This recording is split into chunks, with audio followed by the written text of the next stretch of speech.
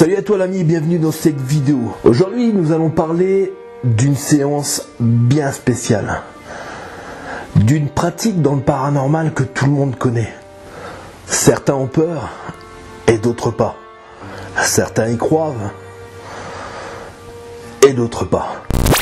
Là t'as totalement compris, et suivant le titre que t'as pu voir dans la vidéo, on va bel et bien parler de la séance et des planches de Ouija.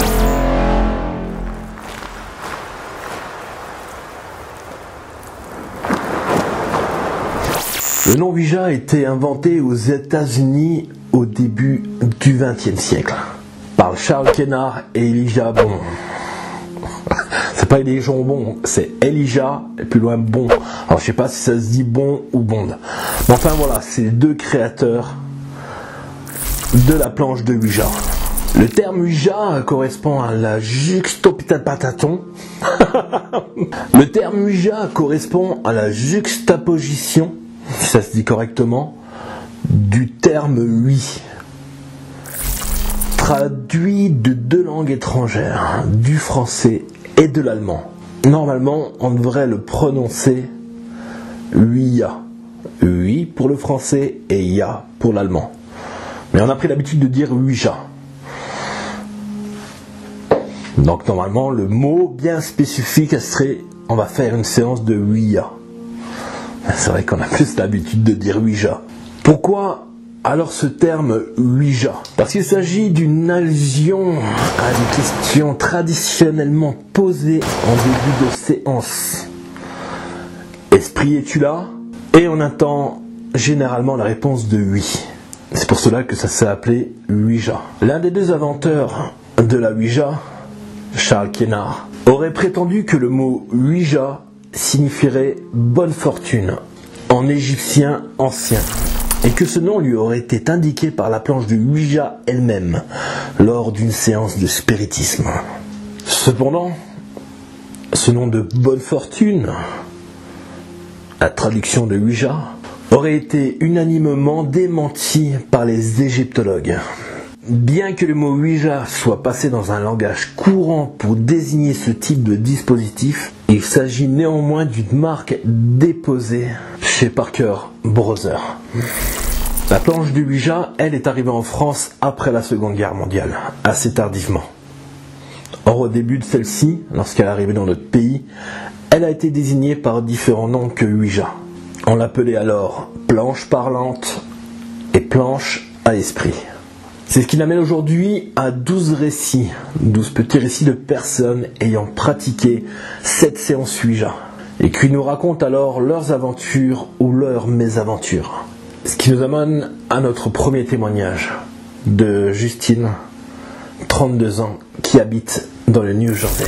Un jour, Justine et quelques amis se sont alors amusés autour de cette fameuse planche de Ouija. Ils ont alors posé des questions à voix haute, implorant l'esprit de se manifester, à demander si une présence quelconque, fantomatique, invisible, était bien présente avec eux dans la pièce. Or, la goutte d'eau, au lieu d'aller de lettre vers une lettre, elle s'est mise à dessiner un étrange dessin. La goutte d'eau s'est déplacée dans les quatre coins de la table de Ouija, en dessinant un X, et s'est soudain mis à faire des cercles. Justine, après cette séance de Ouija, a essayé une deuxième fois avec un autre groupe d'amis. Un groupe d'amis différent de la première fois. Et pareil, ils ont commencé à reposer des questions. Esprit, es-tu là? Y a-t-il quelqu'un qui est présent avec nous dans cette pièce? Et pareil, la goutte d'eau s'est affolée, s'est mise à aller dans les quatre coins de la planche de Ouija, en dessinant ce fameux X. Et aussi en faisant un cercle à plusieurs reprises. J'avais l'impression que c'était comme une sorte de sort, a dit Justine. La séance s'arrête, elle remballe, le groupe d'amis part. Justine va se coucher. Lorsqu'elle rentre dans sa deuxième phase de sommeil profond, elle est réveillée par une sensation. Elle a vraiment l'impression que quelqu'un la grippe. une grosse main est là à la tirer du lit. On va passer maintenant au deuxième récit. Le récit de Abby, qui a 20 ans et qui habite en Floride. Abby invite ses amis, un bel après-midi, à jouer dans sa chambre, à faire une séance de Ouija. Pareil, il pose des questions à voix haute. Un esprit leur répond en dessinant des lettres sur la table de Ouija. Les séances se terminent. Abby passe le reste de sa journée tranquillement avec sa famille. Lorsque va le soir, elle va se coucher comme toute jeune personne. Au moment où elle se couche, elle aperçoit son ordinateur sur son bureau qui commence à scintiller, passant d'un écran noir à un écran bleu, s'éteignant et se rallumant en faisant des bruits de grisaillement. Paniquée, Abby va débrancher son ordinateur. Celui-ci n'est plus connecté à aucune prise, n'a plus aucun support électrique.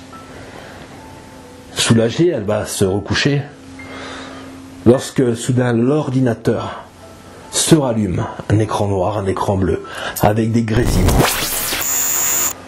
Paniquée, Abby prend sa planche de Ouija et l'a enterrée dans la nuit.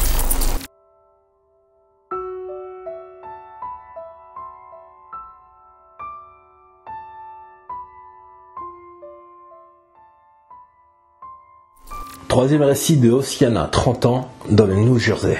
La plupart des gens aiment bien faire des séances de Ouija en groupe. Mais elle, non. Elle a décidé, en fait, de faire cette séance de Ouija tout seul. Pareil, elle se met dans la table de son salon. Elle dispose la table de Ouija, la goutte d'eau. Elle commence à poser des questions. Oh, esprit, es-tu là? Y a-t-il quelqu'un de présent avec moi dans cette pièce? Mais rien. La goutte d'eau ne bouge pas. Aucune réponse. C'est alors que Lass, elle veut commencer à ranger sa planche de Ouija. Elle se lève et tout d'un coup, elle voit la goutte d'eau bouger toute seule sur la table de Ouija.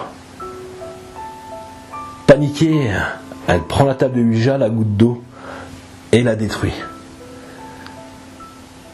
Elle a dit qu'elle ne refera plus jamais une seule expérience de Ouija. Croyez-moi sa surprise. Ça a dû être impressionnant de voir ça quand même. Quatrième récit de Vince, 30 ans, dans le Delaware. Lorsque Vince était plus jeune, nous raconte-t-il, un ami à lui propose de faire une séance de Ouija. Celui-ci ne croit pas du tout à ce genre de phénomène, mais accepte quand même, assez curieux. Il est sûr de toute façon qu'il ne se passera rien. Les choses ainsi n'existent pas, pense-t-il. Donc ils s'installent, les deux compères. Ils mettent la planche de Ouija, ils mettent la goutte d'eau, ils éteignent les lumières, ils mettent des bougies. Et à peine la première question posée, esprit, es-tu là? Que les lumières scintillent, les bougies sont soufflées par un vent. L'air ambiant se refroidit. La goutte d'eau se met à bouger dans tous les sens. Vince alors comprend, en regardant la goutte d'eau défiler sur les lettres, qu'il s'agit d'un soldat russe décédé. Le cinquième récit nous emmène chez Paige, 25 ans, dans l'Ohio. J'avais 6 ou 7 ans lorsque j'ai touché la première fois une planche de Ouija.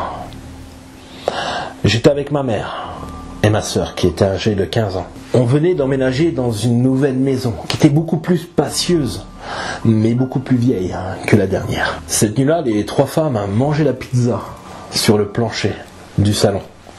Ils venaient d'emménager, ils n'avaient pas pu amener tout leur mobilier qu'ils avaient laissé encore dans l'ancienne demeure. Les 3 femmes firent un feu dans le foyer de la cheminée pour contrer un peu aux fraîcheurs de l'automne. Une fois le repas terminé, sa sœur insista lourdement auprès de sa mère pour faire une séance de Ouija. La mère accepta. Elles sortirent donc la table de Ouija et débutèrent la séance de Ouija, en posant ces fameuses questions. Esprit, es-tu là? Au bout de quelques minutes, une boîte lourde se mit à traverser la pièce. Une boîte contenant des livres, d'une rapidité et d'une puissance inégalée. Juste après cette manifestation, le feu de la cheminée se mit à s'éteindre brusquement. La mère, ébranlée par ces manifestations, coupa court à la séance. Elle prit ses filles et passa la nuit chez sa grand-mère. Liam, 17 ans, dans le New Jersey. 6e récit. C'est dans un camp d'été que Liam, étant jeune, a dessiné sa première planche de Ouija sur une feuille. Elle invita donc un groupe d'amis à elle à jouer à cette feuille de Ouija. Lorsque les compères s'installèrent autour de cette feuille et commencèrent à invoquer un esprit. Esprit, es-tu là? Lorsque soudain ils entendirent des coups sourds provenant de l'intérieur d'un de leurs casiers. Horrifié, le groupe d'amis brûla la feuille de papier et arrêtèrent net cette séance de Ouija. Becky, 24 ans, dans le Connecticut. Il y a des moments dans la vie où on se demande si un événement a une réelle signification. Becky, lorsqu'elle était en internat à son école, a commencé avec ses amis une séance Ouija. Lorsqu'elle posa la question « Esprit, où es-tu ?», toutes les lumières se sont coupées. Effectivement, juste en bas de l'immeuble où est-ce qu'elle était, une voiture venait de percuter un poteau qui avait le transformateur électrique. Est-ce une coïncidence? À vous d'en juger. Owen, 24 ans, dans l'Ohio. C'est au cours de son enfance qu'Owen a commencé à jouer à des séances de Ouija. Et c'est depuis aussi cette enfance que Owen vit beaucoup de phénomènes paranormaux. Il raconte: mon grand-père paternel est mort avant que je naisse. Mon grand-père et mon père étaient en conflit permanent. C'est pour ça que à la maison, il n'y avait aucune photo de mon grand-père. Un jour, Owen a commencé à voir et à parler avec une personne invisible au nom de Michael. Et celui-ci ignorait que c'était le prénom de son grand-père. Finalement, mes parents un jour ont décidé de parler de mon grand-père. Et en même temps, ils m'ont montré la photo d'un homme que je n'ai jamais vu. Ils m'ont demandé si je savais qui était sur cette photo. J'aurais répondu clairement, c'est Michael, mon grand-père. Et il est actuellement à côté de nous. Je vous laisse imaginer la tête des parents. Ça devait être incroyable. Le 9e récit, c'est Anna, 26 ans, New York. Lorsque Anna a fréquenté l'école Frégondaire, j'invente des mots. Ouh, ouais, j'ai inventé un mot, Frégondaire. Lorsque Anna fréquentait l'école secondaire, celle-ci un soir fut invitée par un groupe d'amis à y passer la soirée. Lorsqu'une amie à elle a eu une soudaine envie de sortir sa planche de Ouija, elle voulait faire une séance avec ses amis, histoire de parler à sa grand-mère, récemment décédée. Le groupe de filles installèrent alors la planche de Ouija dans la chambre. Elles éteignirent toutes les lumières, sauf une bougie qui resta allumée pour mettre dans l'ambiance. Lorsque celles-ci commencèrent la séance du Ouija par le fameux mot « Esprit, es-tu là ?», aucune réponse. Elle demanda alors si sa grand-mère était présente en ces lieux. Et soudain la bougie se mit à voler vers Anna. Elles en conclurent alors toutes que ce n'était pas l'esprit qu'elles avaient demandé. Glenn, 29 ans, Pennsylvanie. J'ai vu un homme complet apparaître. Voilà comment Glenn résume en gros son expérience de Ouija. Cette apparition était celle d'une jeune fille qui portait des vêtements de roturière d'une époque révolue. Et Glenn alors, elle a raconté un peu son expérience à son voisinage. Il allait aussi voir d'autres voisins qui étaient expérimentés en histoire. Il alla alors détailler la jeune fille, cette apparition, cette entité, la façon dont elle était habillée, la façon dont elle était faite physiquement. C'est alors que ses voisins, historiens, lui dirent: la fille que tu as vue là, elle habitait dans ta maison avant. Elle avait 10 ans, elle se prénommait Annalise. Elle est morte de la tuberculose, je crois. Oui, c'est ça. Elle est morte de la tuberculose.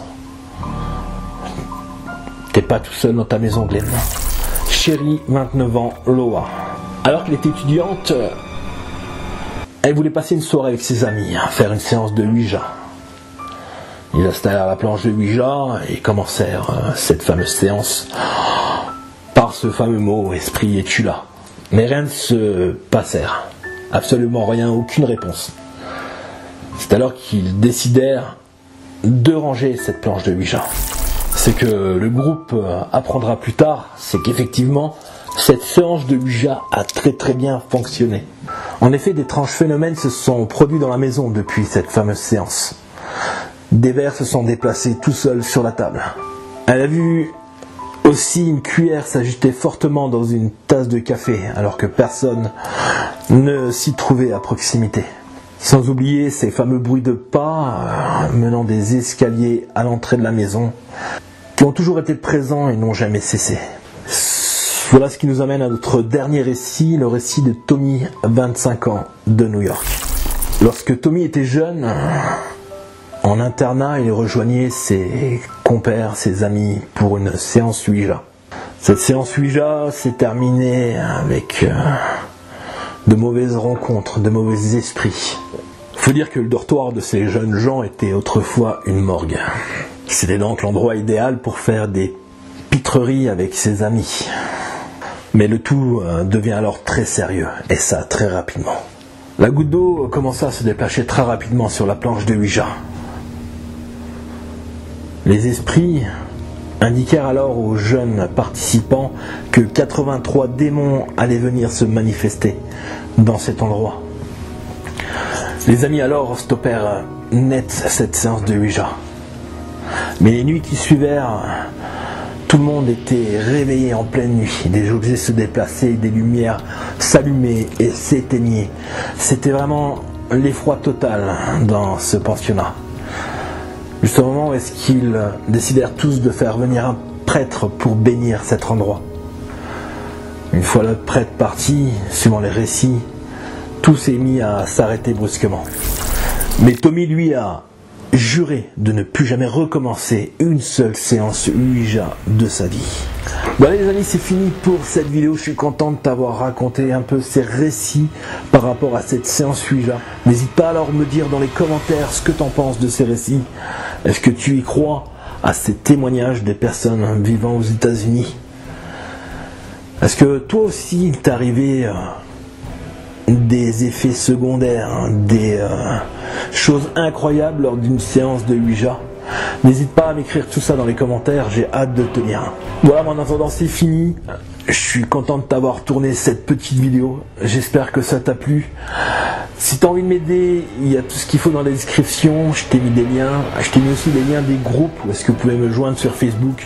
N'hésite pas aussi à liker cette vidéo. N'oublie pas de t'abonner si tu n'es pas abonné. Partage cette vidéo à tes amis. Ça me fera vraiment plaisir. Moi en attendant, je te laisse de la caméra. Mais je te laisse pas du cœur.